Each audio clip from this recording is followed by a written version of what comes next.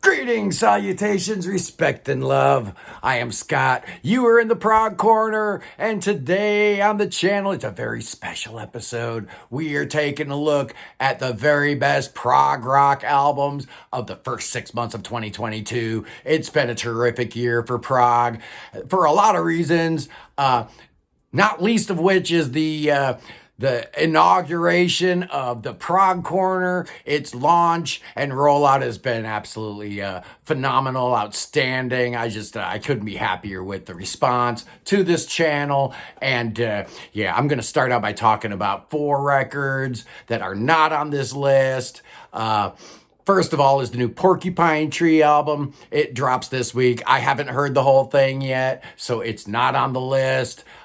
Another album that dropped in the first half that I have not heard a single song off of is the new Bubble Math album, Turf Ascension. Love those guys. Another record that not on this list is Soft Fog. Norway's Charisma Records has launched a new label called Is It Jazz. Soft Fog is their first signing, and it's just amazing. It's if King Crimson played in more of a jazzy style, they might sound a little like this with. They claim Jimi Hendrix as another influence. It's just really cool stuff. And the 4th record I want to talk about real quick is the new Anthony Kalugian album, Rebirth. Just came out, reworking some songs that he never recorded, kind of like Roy Stalt did with the latest Flower Kings album. He, of course, is the great Ukrainian composer, songwriter, singer, keyboard player. He has relocated to Poland. He is safe. He is safe and sound from Vladimir Putin's bombs, and Rebirth is just an amazing middle finger to Putin, the beauty, and just how gorgeous this album is. I just got it, so it's not on my list yet. I'm not sure where exactly it would rank. I need a little more time with the new Kalugian album, but here we go. The top 20 of 22 so far. It's been an amazing year, and without any further ado, let's talk about number 20, Returned to the Earth. The album is called Fall of the Watcher. These guys are a brand new band to me. I've never heard of them before. The singer, Robin Peachy, sounds a whole lot like Peter Nichols from IQ, but the music is a little more soothing, a little more acoustic. The melodies are great. The lyrics are good. This is a good album from a band I'd never heard of before. I really like it. At number 19, it's Jethro Tull's The Zealot Gene.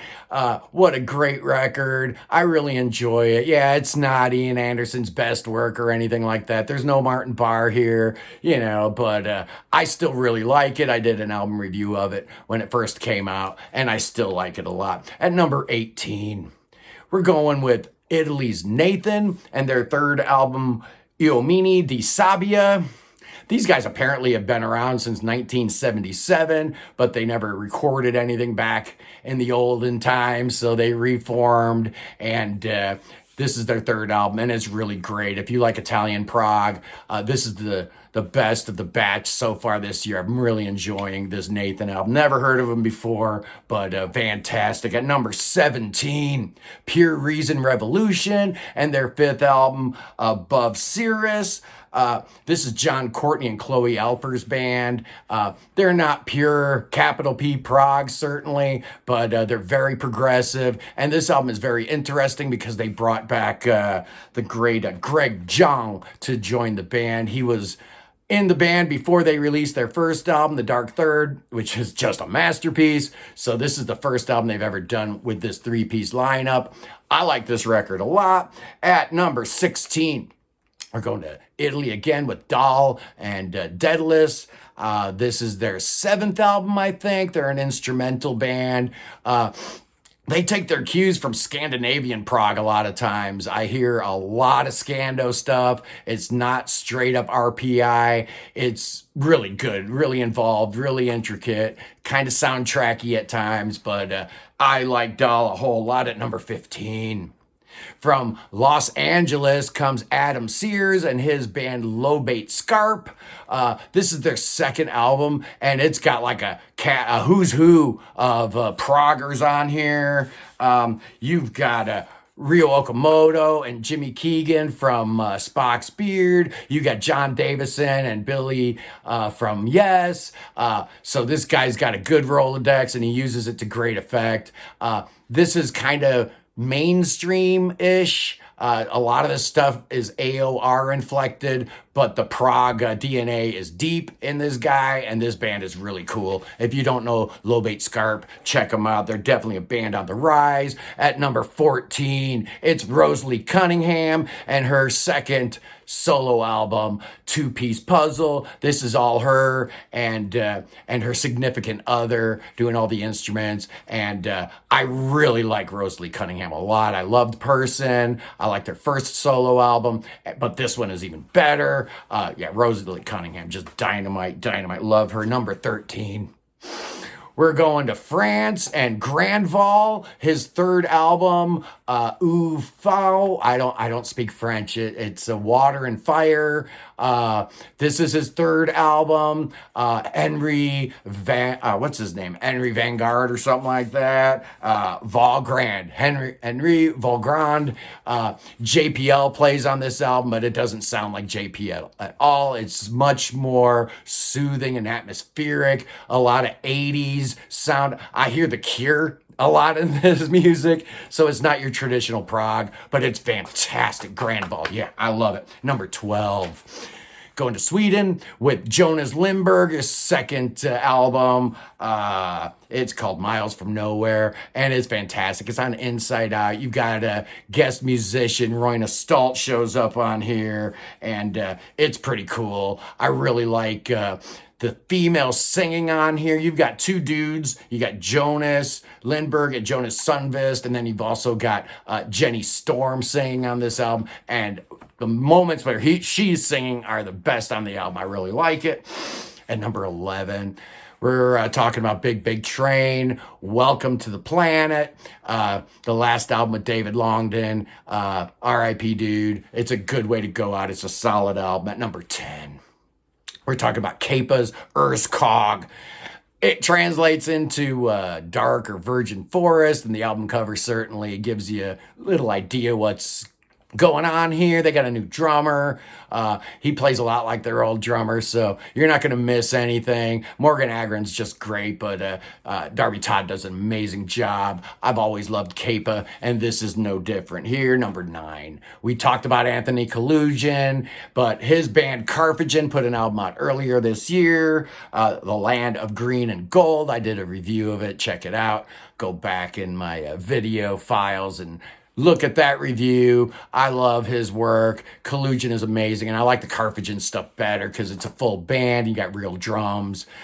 It's just a more fleshed out and more full band sounding record. I really like it a lot. It's the jazziest record he's ever done.